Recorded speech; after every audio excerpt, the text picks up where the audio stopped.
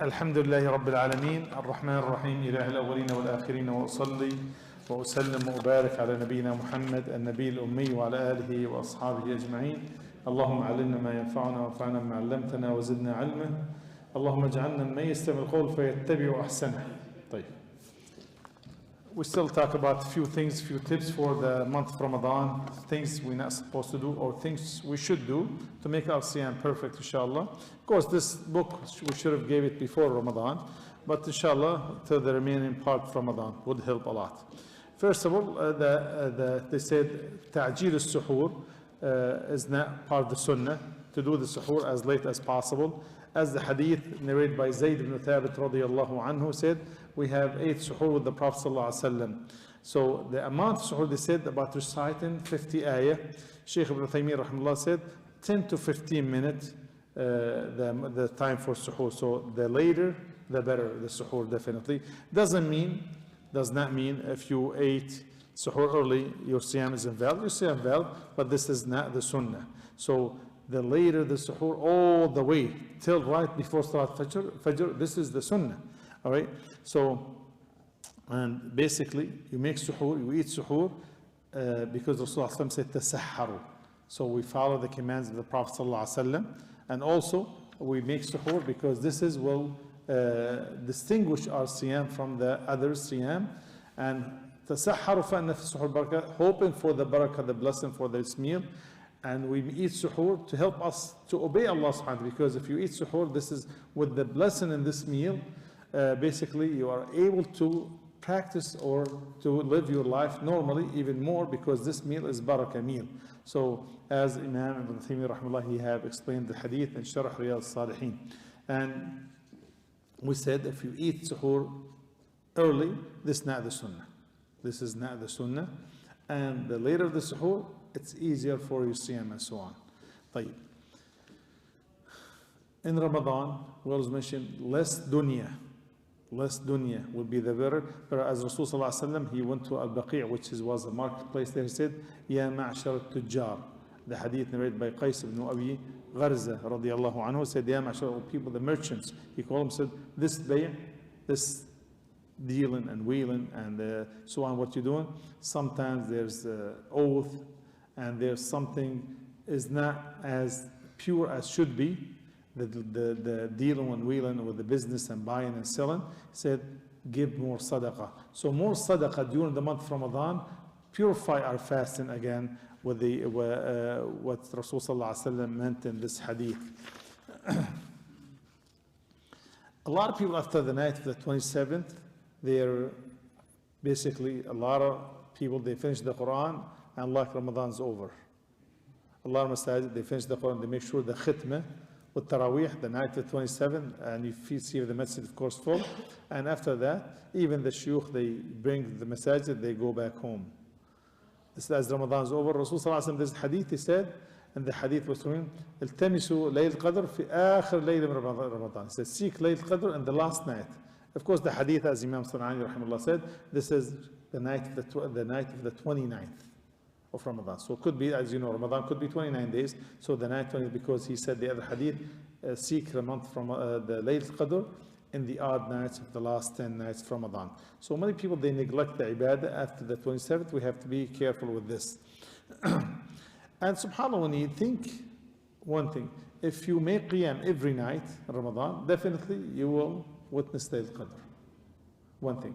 And if you think about the wisdom, as some scholars have mentioned, what the wisdom behind hiding Layl al-Qadr? If people knows when Layl al-Qadr, then they pray that night and done over with. If I know Layl al-Qadr better than 1,000 months, subhanAllah, the rahmat, the qadr. So everything will be decreed in this night. So people usually, they will do Layl al-Qadr without them knowing for sure Layl al-Qadr is what night. They make qiyam. Some people, they come only the 27th night. Some people, this their night. You see them that night and done. Some people, the night 27th is done and they, after that, become lazy. So this is one of the wisdom, subhanAllah. So the moment we know the when Layl al-Qadr, so we'll be less energetic and so on. And Ramadan, always remember to Ramadan, outside Ramadan, even more prior in Ramadan, to start or think about the tawbah to Allah subhanahu wa ta'ala. As Rasul sallallahu alayhi wa sallam, he said, Ya ayyuhan nas tubu ila Allah. O people, the Prophet sallallahu alayhi wa sallam said, repent to Allah subhanahu wa ta'ala. He said, فَإِنِّي أَتُوبُ إِلَى اللَّهِ أَوْ فِي الْيَوْمِ 100 مرة. I repent to Allah 100 times a day. The Prophet sallallahu alayhi wa sallam. So one of the most beautiful things to do tawbah from everything, every bad habit, every bad deed we're doing, and so on. And none of us free of sins. As Rasul sallallahu alayhi wa sallam said, the hadith Qudsi, what Allah has said, which roughly mean, he said, كل ابن آدم خطاء. He said, every son of Adam is a sinner. And the best among those are the one who repents to Allah subhanahu wa ta'ala. The first thing, to be sincere to Allah, make tawbah, sincere tawbah to Allah subhanahu wa ta'ala, to stop doing it. Tawbah, I'm not going to do it in my mind. To stop doing it, to regret what you have done, and to have the intention never go back to it. So this is the sincere tawbah and Allah subhanahu wa ta'ala. So, and because some people, they said, they make false tawbah. How is the false tawbah? In Ramadan, you see them, they're doing so great. And outside Ramadan, go back to normal. Their way of life.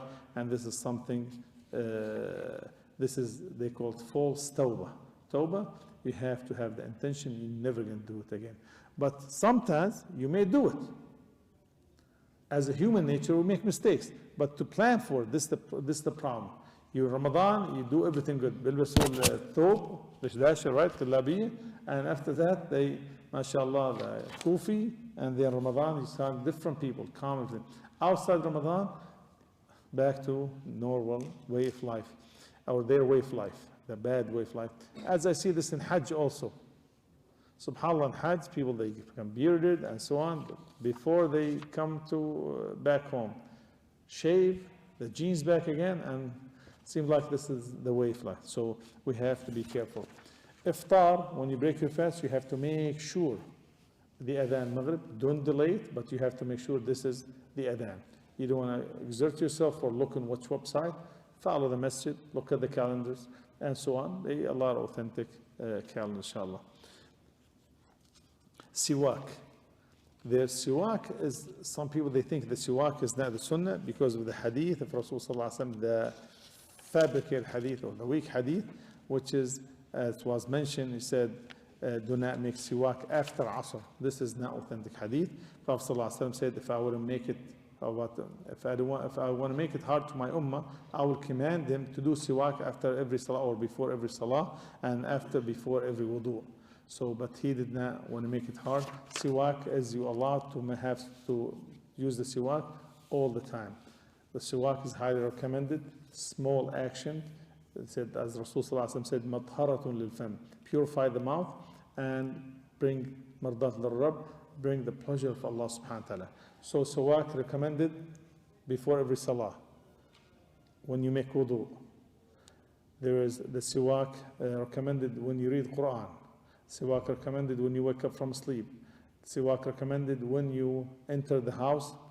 The siwak recommended if you feel like there's odor comes from your mouth. So there's like about 6-7 places you could make siwak is highly recommended. As Rasul sallallahu alaihi wasallam, when he woke up from sleep, he used to siwak before wudu, before salah, and when he comes home, when he feels like there's something, bad odor or something, he uses siwak. Even recited in the book of Allah subhanahu wa ta'ala, there is siwak. There's hadith for the beautiful, hadith for the sisters. He said the woman, when she comes to the masjid, may Allah reward her for this. Of course, there's the salah at home better, according to the hadith, but there's some scars with some conditions if she wore the proper clothes without wearing cologne. Women's not allowed to wear cologne outside, perfume outside her house.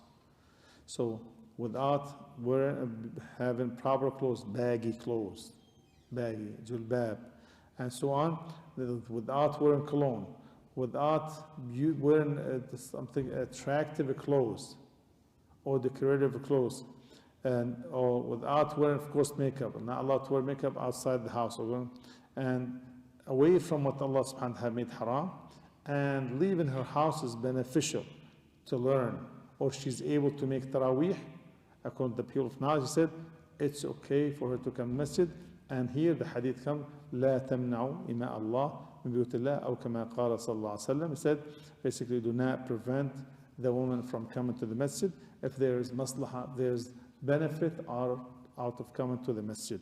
So basically, with the conditions, make sure we're not here to attract anyone. So Rasul sallallahu alaihi wasallam had mentioned so many hadith, it's not something serious, or serious consequence for the woman who wear perfume before she leaves her house.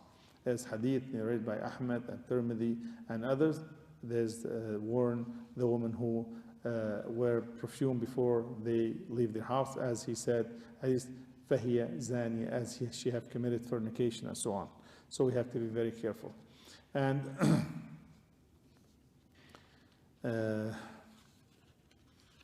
and the hadith for Aisha radiallahu anha said the women, the Sahabiyat, the Sahaba females, they used to attend the Salat al-Fajr with Rasul sallallahu alaihi wasallam, but with the most conservative clothes you can even think of, right?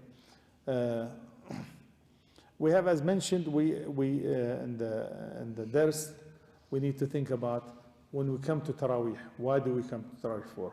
To have fun, or to talk about food, or drink, or politics, or sport, or what you are here for? Before you leave house, whether males or females, what you are here? To share how beautiful the iftar was, how beautiful the meal, how big, how many different type of desserts and sweets and so on. We need to make sure what we are here for. Are we here to just hold side talk so we disturb the others? So the Tarawih, this is a huge question, why I'm coming to Tarawih for. You have to put in the back of your mind, we are here in Tarawih to make sure to keep the manners of the masjid. As we said, the hadith a few days ago, with the Quran you cannot disturb the others. Imagine with side talks and so on. So this is a big thing in the month of Ramadan, outside Ramadan. So when we meet these conditions, which is to have the manners of the masjid, have the manners to keep up with the manners of the masjid, and also we know what we are here for, to be among those who have performed Qiyam the month of Ramadan, then inshallah, then this will help out to maintain the full reward for the Qiyam, as we need to maintain the full reward for the Siyam. Inshallah, we'll stop right here. هذا والله أعلم. سبحانك اللهم وبحمدك أشهد أن لا